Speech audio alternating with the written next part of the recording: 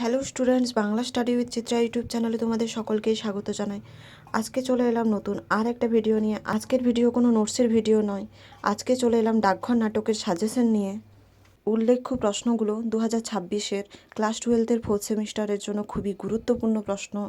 যেখানে দেখো প্রথমেই রেখেছি ডাকঘর নাটকের নামকরণের সার্থকতা। এই নোটসটা আমি আগে আমাদের চ্যানেলে আপলোড করে দিয়েছি, তোমরা চাইলে দেখে নিতে পারো। দেখো দ্বিতীয় প্রশ্ন, রূপক সাংকেতিক নাটক হিসেবে ডাকঘর নাটকের সার্থকতা।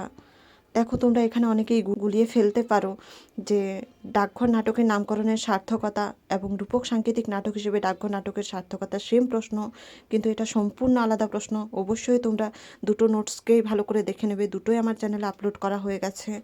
এরপর দেখো চরিত্র থেকে মোস্ট ইম্পর্ট্যান্ট কোশ্চেন। ডাকঘর নাটকে অমল চরিত্র, ডাকঘর নাটকে ঠাকুরদা চরিত্র, এটা অবশ্যই তোমরা ভালো করে দেখে নেবে। এই দুটো চরিত্র অবশ্যই তোমরা ভালো করে রাখবে, ভেরি ভেরি ইম্পর্ট্যান্ট কোশ্চেন। এই দুটো চরিত্র আমার চ্যানেলে আপলোড করা হয়ে গেছে, তোমরা চাইলে দেখে নিতে পারো। ডাকঘর নাটকের সুধা চরিত্র, এই তিনটে চরিত্র অবশ্যই তোমরা ভালো করে দেখে নেবে, খুবই গুরুত্বপূর্ণ। এই সুধা চরিত্রটাও খুব দ্রুত আমাদের চ্যানেলে দেখতে পাবে তোমরা, তার জন্য অবশ্যই তোমাদেরকে আমাদের চ্যানেলটা সাবস্ক্রাইব করে নিতে হবে।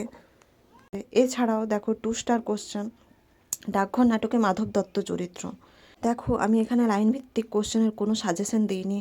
লাইন ভিত্তিক কোশ্চেনগুলোর কোনো সাজেশন এমনিভাবে দেওয়া যায় না, কেননা সে যে কোনো লাইন তুলে দিতে পারে। অবশ্যই তার জন্য তোমাদেরকে সমগ্র নাটকটা পড়ে নিতে হবে। তবে এরই মধ্যে ডাকঘর নাটক থেকে তোমাদের যদি কোনো লাইন ভিত্তিক কোশ্চেনের অ্যান্সার প্রয়োজন হয়, অবশ্যই আমাকে কমেন্ট করে জানাবে।